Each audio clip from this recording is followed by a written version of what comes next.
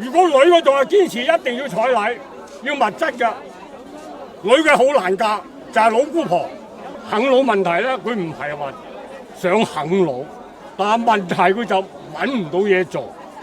人哋講以前有一句説話：人窮無孝子。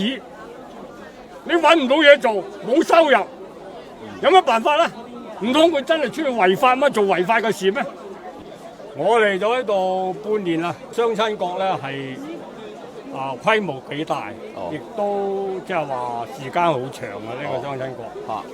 但係真正成功率咧，我個人嘅睇法咧，1/1000都冇。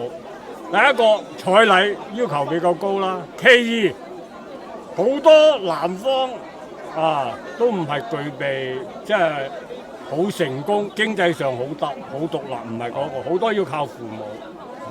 咁而家咧，女方咧就要首先提出要有車有樓，有啲甚至咧飲食買禮物使一大筆，最後就係一拍兩散。咁呢個要求過唔過分先，阿叔？即係有車有樓，女性呢個要求。有車有樓，其實呢個要求當然係高啦。如果喺西方歐洲，根本唔存在什麼有車有樓有彩禮。最多咧就係結婚嗰時候同父母，女方嘅父母去旅遊度假。呢個就算係完成咗嗰個婚姻啦。而家好多年輕人都冇嘢做，冇講話存款啦，係嘛？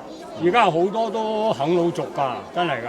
而家啲父母老人家節衣縮食，揾到多少同佢所謂拉埋個天窗，都已經好費力㗎啦。